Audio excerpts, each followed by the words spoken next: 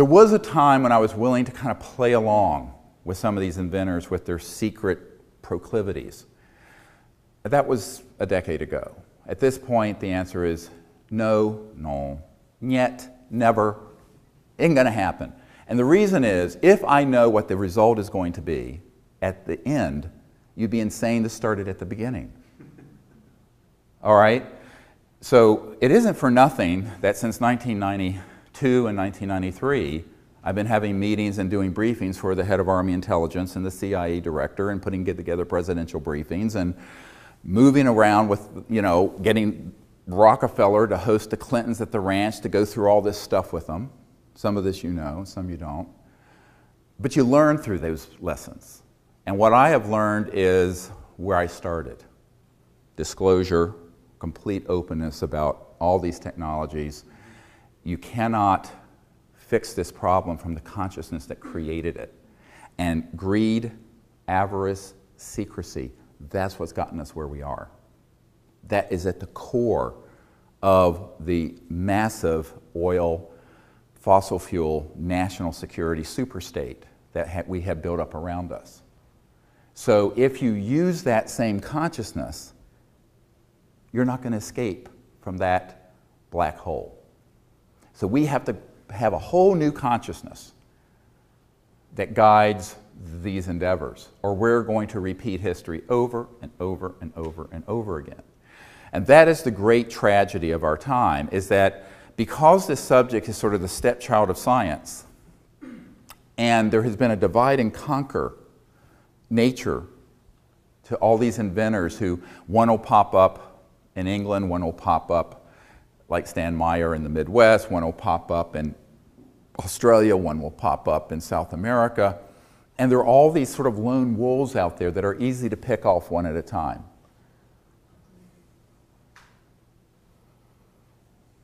So we have to come together as a people and do this very overtly, not secretively, with a proper public involvement, because the public wants this.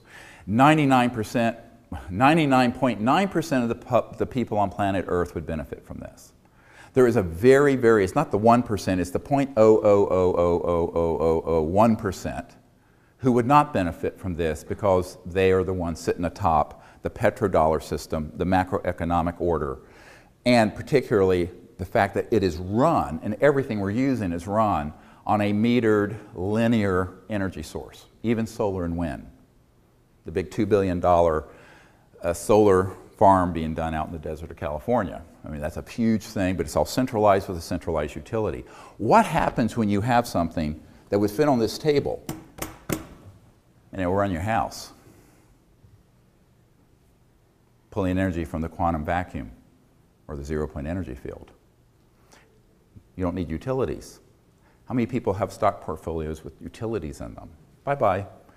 You don't need ExxonMobil. You don't need BP. You do not need coal. So there goes all of Australia's coal exports to China. Unnecessary. Don't need it. On and on and on and on it goes. So there would be an impact. But if we don't do it, the impact we're facing is 1,000 times worse, which is a geopolitical order where you're likely to see a war in the South China Sea over oil deposits, where we have this situation now in the Ukraine and Crimea and with Russian gas and Europe needing it, the Middle East conundrum, on and on it goes. So beneath that is a deeper crisis. True statistic, 48% of inhabitants of Earth do not have indoor plumbing. So the old saying, don't have a pot to pee in, literally 48% of the 7 billion people on Earth. So we have this growing disparity between the people who have things and those who do not.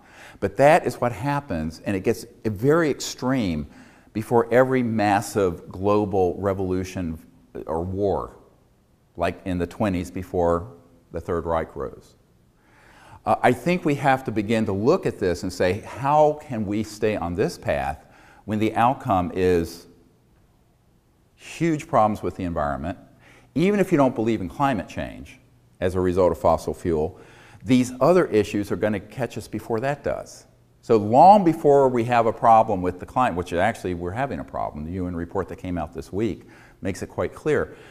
But even if you don't accept that in your paradigm, the inhumanity of keeping these sciences and technologies away from the public and the poverty that it engenders. Because I was talking to an industrialist from India, and he was telling me it would take trillions of dollars to properly electrify the subcontinent so that people have the energy they need using today's conventional systems, even solar, even wind, even coal. And you know, we're facing a situation now that every year or two there's 1,000 new coal-fired burning power plants being put online in India, China, and elsewhere, mostly without any scrubbers. So in the Pacific Northwest and other places, you have a huge amount of the pollution that's in the West Coast is coming from Asia because there's no scrubbers in those coal. And you look at the air in Beijing and Shanghai and other cities, it's not breathable. Then you go to the oceans, where you have the Fukushima reactor releasing all this radioactive material, and huge parts of the oceans, because there's all the CO2 going into the oceans, are beginning to die because of the acidity and alkaline levels being upset. So there are all these big macro geophysical effects while we're trying to maintain the current macroeconomic order. Big problem, huge mistake. But who's going to fix it? This is really the crux of the problem. Now, many people have asked me, given the folks I've met with over the years, why doesn't someone do that? But see, everyone says that. My wife and I this week were just up in New York meeting with the head of a foundation. And the question came up frequently with people there, all of whom were incredibly wealthy. Well, why doesn't Bill Gates do it? Or why doesn't the president? It's always, why doesn't someone else? Of course, if you go to the president, he'll say, no way, Jose.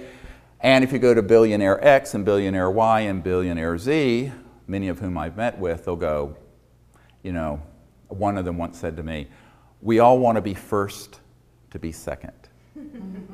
Great expression. You hear it a lot in business. When it's a very controversial science, no one wants to be the first to stick their neck out.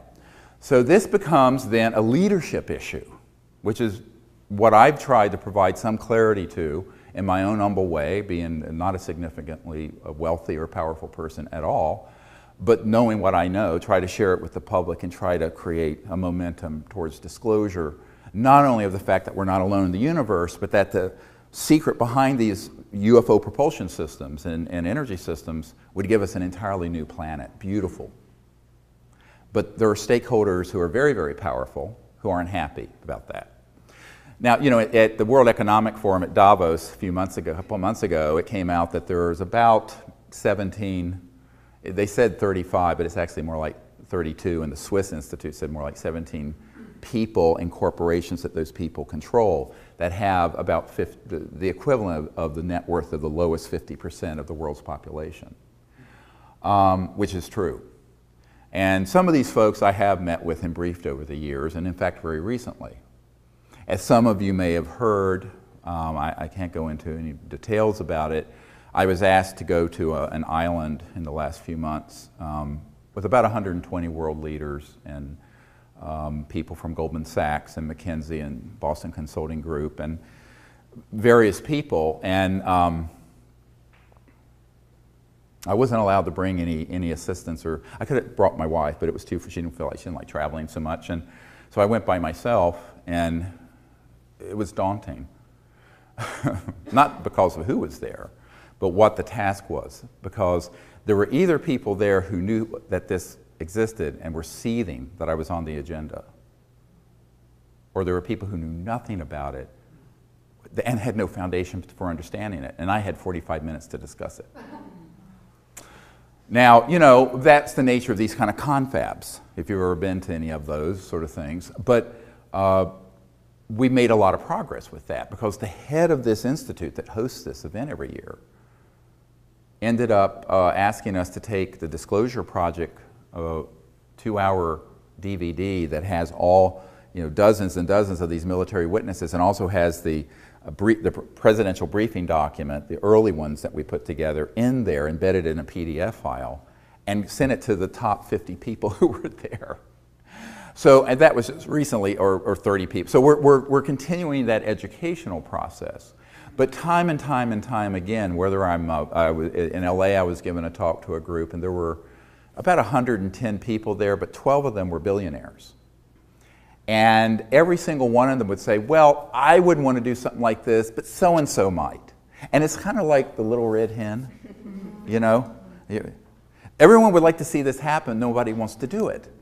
And so that, you know, it's kind of comical, and I kind of feel like, you know, Lawrence Rockefeller back in 93 turned to me, or 94, 20 years ago, and he says, don't leave your medical career, because really no one's going to take any risks with something this controversial. And you know, you'll just end up being the court jester for a lot of the public and a lot of the elites.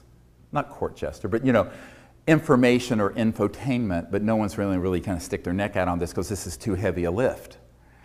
And I was appalled at his cynicism. And 20 years later, I go, you know, old guy was right. It's sort of a sad view of that situation. But ultimately, I have to take the view that we as a people can still do this. I'm the eternal optimist. You have to be if you're an emergency doctor. You know, you're working everything to save that 3-year-old child. And believe you can, and you can't do sometimes, and sometimes you can't. But that's the mindset of an emergency physician. And I think that what we have to look at is what does it take to do something wonderful for our children and our children's children. And it can't be the consciousness of what's in it for me.